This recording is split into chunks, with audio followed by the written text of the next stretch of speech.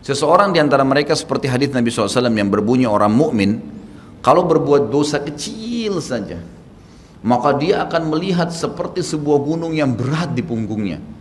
Sementara orang munafik kalau dia berbuat dosa besar, dia hanya melihat seperti seekor lalat yang hinggap di hidungnya lalu diusir seperti ini. Kiat teman-teman sekalian untuk dekat dengan Allah Subhanahu wa taala adalah kata kuncinya paksakan ibadah dan paksakan tinggalkan dosa. Harus dipaksa. Harus kita paksa jiwa kita ini. Cambuk jiwa itu, cambuk dengan ilmu dan keimanan. Mulai sekarang saya mau on time sholat di masjid, tidak mau ketinggalan. Apapun konsekuensinya, paksain. Sesuatu kalau sudah dipaksakan dan menjadi sebuah kebiasaan akan enak dikerjakan. Otomatis. Tapi kalau kita kendor, sesekali saja dikerjakan, maka akan luluh seperti biasa umumnya. Begitu pula dengan dosa, paksain diri untuk tinggalkan. Lihat yang haram, turunkan pandangan. Mau beli sesuatu, tahan tangan itu supaya tidak beli. Paksa, nggak ada masalah kok. Tangan kita nggak putus kalau kita nggak beli DVD film yang tidak benar misalnya. Nggak masalah kok, kuping kita nggak copot kalau kita nggak dengar musik misalnya. Alihkan ke Al-Quran, setan goda, lawan. Jangan terus-menerus kendor, imannya seperti kerupuk. Sedikit diramas sudah hancur, ini jangan. Sampai kapan Bapak Ibu mau terus berlale-lale dalam jauh dari Allah SWT? Sementara iman itu levelnya sangat jauh. Makin kental, maka makin terus sampai para ulama mengatakan kenikmatan iman akan terus dirasakan oleh seorang hamba selama dia terus mendeteksi dirinya dan juga dia berusaha bermuhasabah setiap detiknya. Ini sudah ketaatan bukan? Ini sudah ketaatan bukan? Ada kemaksiatan ditolak sama dia, harus begitu. Dan harus kita mulai dengan diri kita sendiri dengan cara memaksanya. Gak bisa enggak. Kita kalau nggak paksa nggak mungkin. Harus Bapak Ibu sekalian.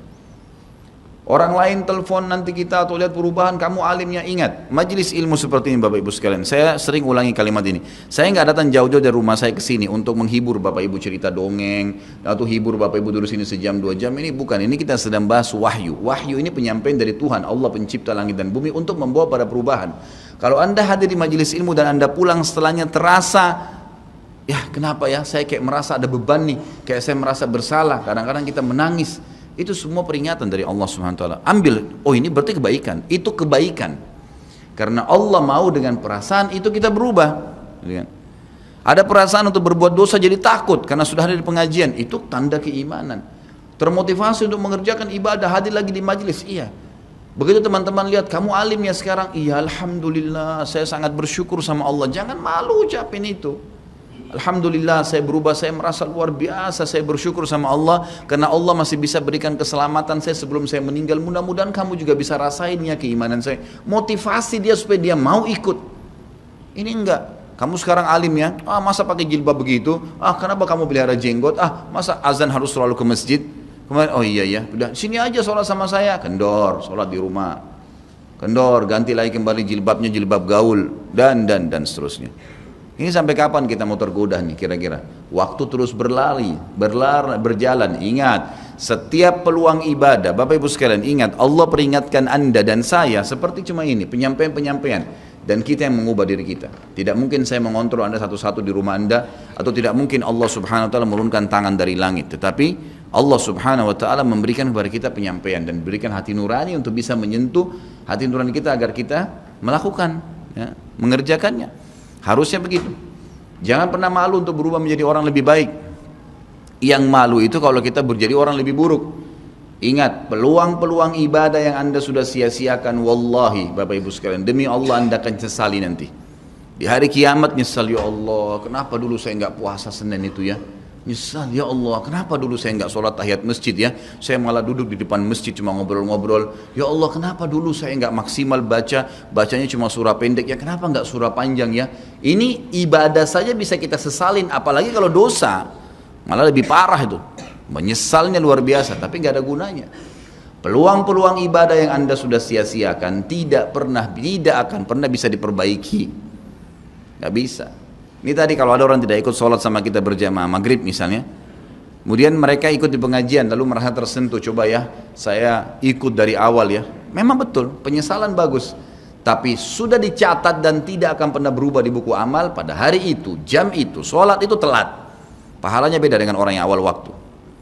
Apa yang membuat dia telat? Ya dia sendiri, konsekuensinya. Jangan, ya gitu. Makanya motivasi Nabi SAW sangat banyak untuk mengerjakan sholat di awal waktunya, motivasi untuk di saf pertama, motivasi untuk tidak ketinggalan takbiratul ihram pertama imam. Semuanya itu untuk menjaga hubungan dengan Allah Azza wa Jalla. Jadi untuk dekat dengan Allah harus memaksakan diri dalam ibadah dan harus memaksakan diri untuk meninggalkan dosa. Bagaimana tangganya untuk sampai ke sana? Ilmu, majlis ilmu. Hadir di majelis ilmu seperti ini Bapak Ibu sekalian, saya bukan mengatakan karena saya menyampaikan, siapa saja di antara teman-teman dai yang sampaikan, semoga Allah ikhlaskan niat kita semua, itu harus dihadiri, harus. Hadiri majelis ilmu akan mengubah kita. Kalau tidak, dengar, bawa Walkman, bawa headset, bisa dengar di HP kita. Sekarang bisa daripada kita nonton, orang banyak habisin pulsanya hanya nonton YouTube hal-hal yang tidak ada manfaatnya. Nonton ceramah tuh, dengarin. Sambil belanja, sambil macet di jalan, pasang headset di kuping, kemudian kita dengarin ceramah-ceramah itu. Tambah ilmu dengan ilmu, tidak ada kata cukup. Kata para ulama salaf, ilmu itu, ilmu syar'i yang merupakan tangga membawa kita kepada hubungan dengan Allah yang sangat baik, karena dengan keimanan akan muncul, iman akan muncul dengan ilmu itu, ya dia akan memberikan setengah hidupnya dengan cara kita membayar dia dengan seluruh hidup kita. Nggak bisa. Seminggu sekali itu nggak cukup, nggak cukup. Apalagi ada orang sebulan sekali, apalagi ada orang cuman kalau lagi ada waktu lowong, ini nggak bisa. Kita sibuk Bapak Ibu sekalian memberikan makan tubuh kita, makan makanan, minum macam-macam variasi, betul untuk fisiknya sehat, tapi ruhnya kurus, kerempeng, sakit, itu luar biasa. Tapi kalau kita balik, fisik kita yang biasa cukup kenyang sudah, tapi ruh kita berikan kesehatan yang luar biasa. Orang kalau ruhnya yang sehat Bapak Ibu sekalian, semuanya jadi kecil buat dia. Julaibib radhiyallahu anhu sahabat Nabi itu, saking kecilnya badannya itu sampai diangkat oleh Nabi SAW dengan satu telapak tangan karena kecilnya badannya. Tapi di perang ya Uhud dia bisa membunuh 7 orang kafir. Tidak ada hubungannya dengan kecil badannya, tapi ruhnya kuat, besar. Waktu Nabi SAW balik dari perang Uhud dan terkalahkan oleh orang-orang kafir Quraisy dengan hikmah Allah Subhanahu wa taala, semua sahabat waktu itu mati syahid 70 orang di Uhud, sisa 630 orang bersama Nabi SAW, semuanya terluka, dan minimal luka sahabat waktu itu minimal 7 luka, sabetan pedang, hantaman tombak, sobekan, pokoknya luka semua sahabat. Sampai ada sahabat sudah nggak bisa jalan karena kakinya sobek, punggungnya sobek, dinaikin di kuda, tiba di rumah tinggal dibaringin. Lihat bagaimana para sahabat mengetahui bagaimana hubungannya dengan Allah Subhanahu wa taala dengan ilmu yang sudah tertanam yang Nabi SAW tanamkan dalam hati mereka, bisa mengubah segala sesuatu. Subhanallah, tiba pulang menjelang maghrib ke kota Madinah, istirahatlah para sahabat ini, mereka lagi obatin obat luka mereka. Nabi SAW dapat wahyu menyuruh Nabi SAW dan para sahabat keluar mengejar Quraisy. Quraisy ini jumlahnya waktu itu ya 1.000 orang, maaf 3.000 orang pasukan Quraisy, yang terbunuh cuma sekian belas saja mereka. Dan mereka sudah merasa bangga dan pulang ke kota Madinah, pulang meninggalkan Madinah, karena Uhud itu dekat Madinah. Kemudian mereka bangga dengan itu. Keesokan paginya habis sholat subuh kata Nabi SAW, wahai sahabat-sahabatku, Allah Azza wa Jalla memerintahkan kita untuk mengejar Quraisy. Maka pulanglah masing-masing kalian di suku kalian, lalu motivasi siapapun yang ikut kemarin di Uhud, semua, mau sakit, mau enggak, mau luka, mau enggak, tapi ini luka semua nih, minimal punya 7 luka ya. Kita kadang-kadang mungkin kuku kita kecabut aja sudah susah ke masjid, ini sabetan pedang, sobek, rusak semua tubuh mereka. Dikatakan dalam riwayat sampai para sahabat ada yang tidak bisa ngomong karena sudah kesakitan yang luar biasa. Kata Nabi SAW, semua yang ikut di Uhud kemarin keluar lagi. 630 orang semua harus keluar. Bagaimana caranya? Pokoknya ngumpul keluar, perintah Allah. Coba bayangin, kita kadang-kadang habis olahraga saja capek, diajak keluar sama istri atau diajak keluar sama suami, kita sudah nggak mau keluar. Capek biasa olahraga. Atau mungkin penat, capek duduk di kantor mau istirahat. Ini habis perang, badannya disabet-sabet, diajak berperang lagi nih. Apa yang terjadi teman-teman sekalian? Pulanglah pimpinan-pimpinan suku sahabat ini, dimulai dengan Sa'ad bin Mu'adz radhiyallahu anhu, sahabat Nabi yang mulia, luar biasa ini. Orang ini pada saat meninggal kata Nabi SAW, goncang arsy-Nya Allah dengan meninggalnya Sa'ad. Saat pulang ke kaumnya lalu berkata, wahai kaumku, sesungguhnya Nabi SAW menyuruh kalian untuk kembali menyerang Quraisy.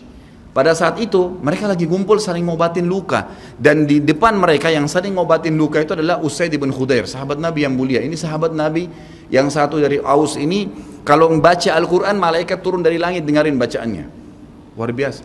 Lagi ngobatin lukanya sambil dia berkata, waktu dikatakan Nabi SAW menyuruh kalian mengejar Quraisy, kata Usaid bin Khudair lagi ngobatin lukanya, sami'na wa ata'na, kami dengar dan kami patuh, ditinggalin lukanya. Lalu seluruh suku itu saling nopang satu sama yang lain mendatangi masjid Nabi SAW untuk ikut berperang lagi. Nggak ada satupun yang tinggal. Ada yang luar biasa, saya terus terang nangis waktu dengar kisah itu, luar biasa. Dua orang anak muda Ansar, saya setiap kenang kisah ini selalu nangis, nggak bisa tahan karena luar biasa. Anak dua orang ini belasan tahun umurnya dan dua-duanya nggak bisa jalan, Bapak Ibu sekalian, nggak bisa jalan. Luar biasa. Sudah sobek kakinya, sobek punggungnya, bahkan dikatakan di bagian leher ada irisan, di bagian lehernya ada irisan, gitu kan. Kesakitan. Dua-dua ini diturunkan dari kuda, ditidurkan, adik kakak nih. Tapi saya tidak ingat, namanya tidak disebutkan dalam kisah, tapi ini kisah luar biasa. Dan kemarin kebetulan Imam Masjid Haram atau saya lagi umroh nyebutin kisah itu juga. Hampir satu masjid orang menangis mendengarkan kisahnya. Dia mengatakan, waktu sampai ke telinga adik kakak ini umurnya belasan tahun ya, di bawah 20 tahun. Kalau Nabi SAW memanggil seluruh yang hadir di Uhud untuk kembali berperang. Ini mereka nggak bisa jalan nih. Si kakak bilang sama adiknya, kita nggak bisa tinggal di sini nih. Rasulullah SAW sudah memanggil kita untuk menjawab panggilan Allah. Kata adiknya, bagaimana caranya kita merangkak? Bagaimana caranya kita ke sana? Nggak ada yang bisa nopang. Ini berdua lagi sakit. Mereka cuma tinggal sama ibunya. Lalu berkata si kakak, sekali saya seret kamu, sekali kamu seret saya. Mereka saling seret satu sama yang lain, Bapak Ibu sekalian, sampai di hadapan masjid Nabi SAW. Lihat bagaimana iman mereka kepada Allah Subhanahu Wa Taala, luar biasa. Dan ini tidak bisa kecuali kalau dipaksakan. Kalau tidak dipaksakan nggak bisa. Semoga Allah Subhanahu Wa Taala jadikan kita orang yang selalu memaksakan diri untuk ibadah.